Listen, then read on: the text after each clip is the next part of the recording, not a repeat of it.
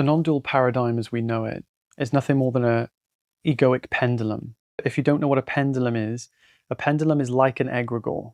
If you don't know what an egregore is like a thought, an energy-based entity that kind of lives through the finite minds of a collective that are all in the vibration of that thing. So like football, a football team, right? Let's just say Manchester United, right? Manchester United's football team has a pendulum of people who support the team, and there's like an energy around the entity of the football team being the collection of the minds that have the team, and the people who support the team are part of that energy center, and it almost creates a life of its own that's lived through the individuals that follow the team, that support the team, and that are a part of that pendulum. So a football team, this is why you have so much rage and anger in a football team, which doesn't make any sense, right? Like, think about it. People who are fighting, like people have been murdered over football games. It's a game, and they're not even the ones playing the game. And people have murdered people because one team lost. Just process that for a minute. So if that's not a perfect example of a pendulum or an egregore, I don't know what is. What happens is the pendulum needs to be fed. It gets fed through the people who are following the pendulum, and it wants more followers. So this is why it's such a hateful, a love-hate thing. Like, some fathers will, disown their sons because their son supports, a different team. Emotionally, not physically, but emotionally, a father will, be disappointed at their child who supports a different football team. The energy is, it wants to be fed. It wants to bring in a new member. You see, so if you take that, this is for everything. This goes for everything, not just football teams. This goes for like businesses, families, and people, musicians. This is why people have even died at Travis Scott's concerts. Like being shot. Like, it's just, the energy needs to be fed. It doesn't care if it's done through hatred. It doesn't care if it's done through love. The pendulum just, it wants to be fed. And what happens is that we create pendulums unconsciously around things like non-duality. Now, non-duality, in the past, it wasn't popular enough for it to have created a pendulum, a kind of more destructive pendulum from it, because we didn't have the internet. So as you can see now, pendulums are more powerful, and they grow a lot bigger because of the fact that we have internet. So now we basically have YouTube, right? And what happens is, misdiagnosed understanding can spread even quicker. It just takes one person. Realize that. It just takes one person to share misguided understanding online for it to affect thousands of people. Just like in the traffic, right?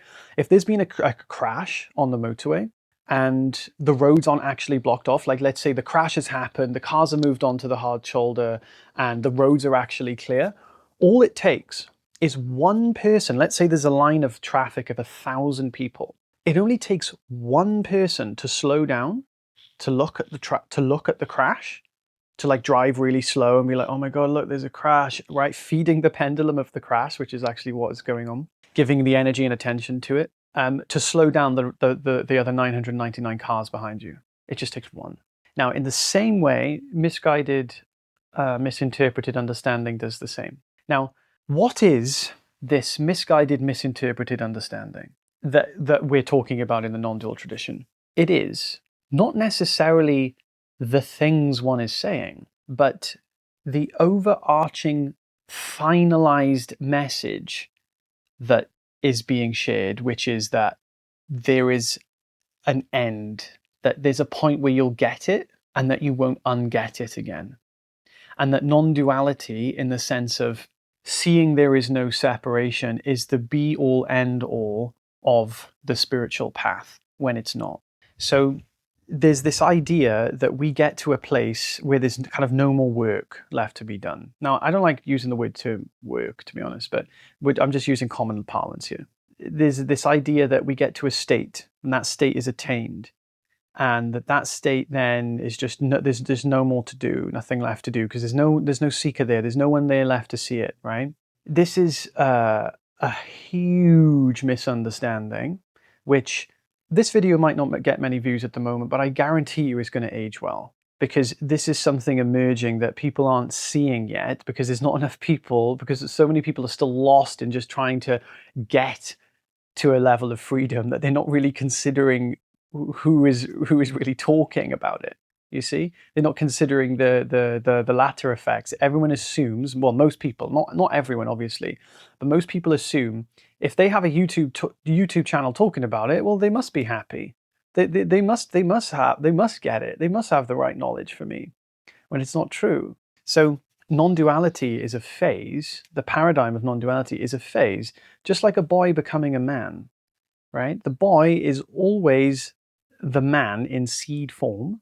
And when a boy becomes a man, the man is still also the boy, you see? It still has the boy in him.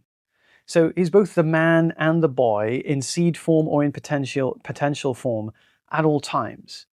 Now, non-duality is very similar.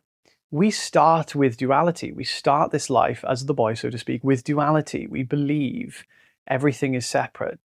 Then we go through a phase of understanding everything isn't separate. We see, I used to think I was a temporary limited finite self in a separate world where everything was separate from itself.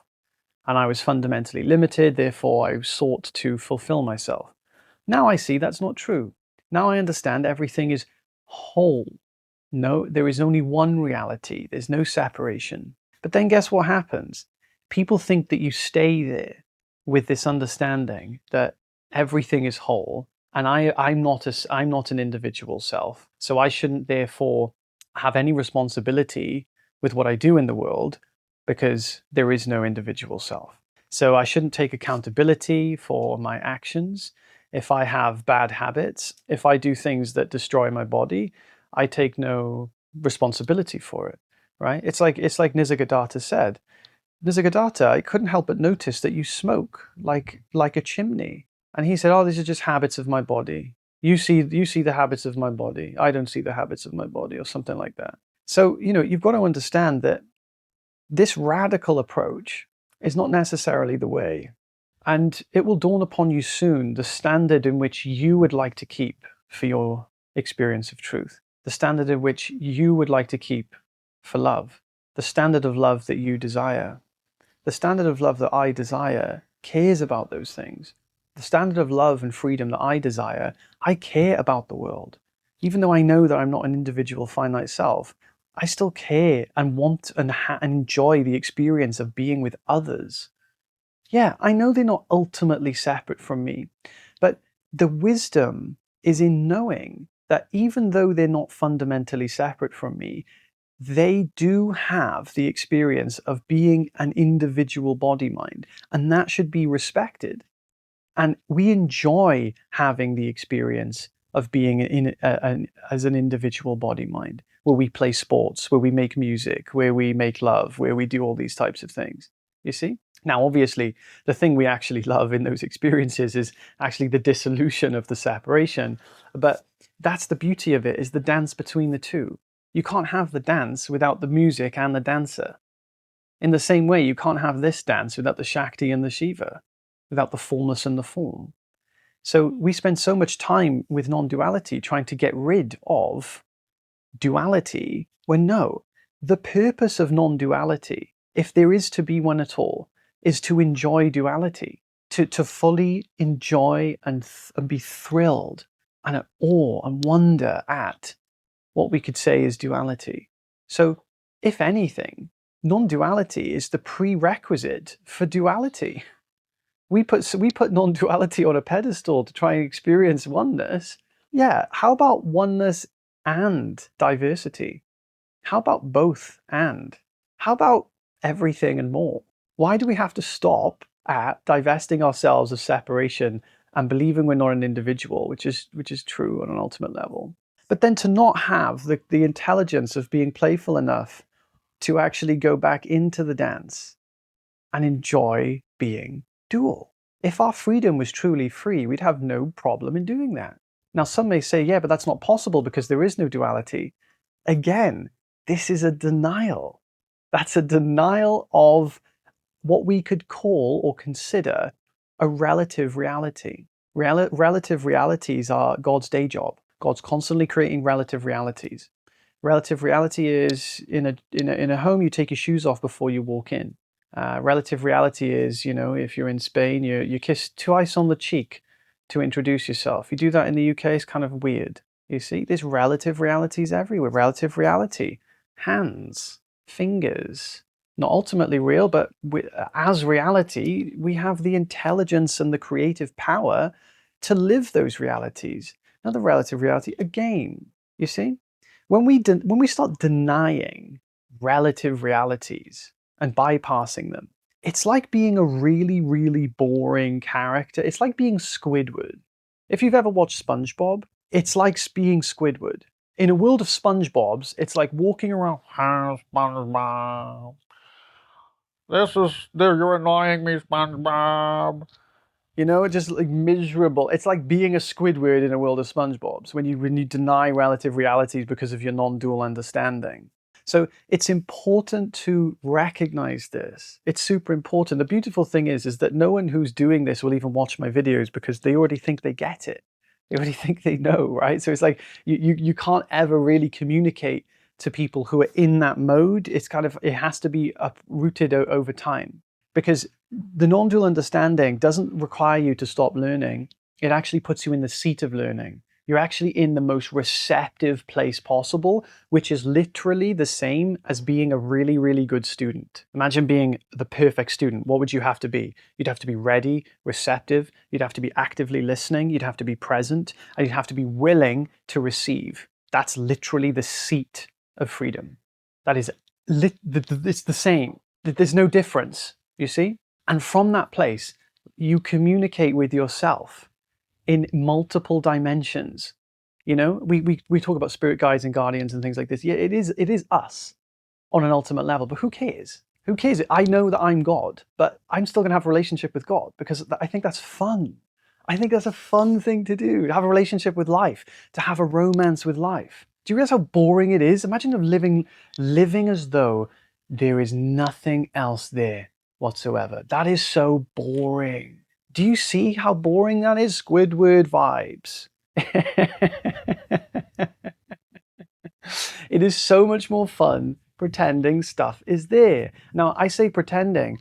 The mastery, if there's anything you take away from this video, is that the true mastery of non-duality is not to have to pretend that there are others there, because that's like almost a disrespectful way of saying it. It's to know that there is no separation, which is not an objective knowledge. So it's actually the dissolution of knowledge, of believing in separation, and to live as though it is real without getting lost in its reality. That is the secret to true non-duality. To live in the world as though it is real, as though everything is separate, as though this is Margaret walking down the street. Hello, Margaret. And to treat it with the respect that it is real without getting lost in it. That is the freedom. The freedom isn't in pretending that's Margaret. I know it's not really Margaret. I'm going to say, hey, anyway, hello, Margaret, who's not really Margaret. That's not the way. You see? That's still a denial of a relative reality, which should be treated and respected as real. For as long as we do that, we haven't got it. If we think we've got it, we haven't. You see? It's about releasing the need to get it and to be free to live, to be free to fully live. Fully live means to treat reality or realities with the respect as though they are real, and therefore to subsequently not get lost in them. The problem is we treat them as real and we get lost in them. The only difference is we now treat them as real again, but we don't get lost in them. We don't lose ourselves in them, and therefore we don't face what we call suffering. I have a free community. The link's in the description. If you'd like to join, we can have these types of conversations. I can help you out with whatever you need. Link for that is down there. Subscribe if you haven't. Love you all. Take care.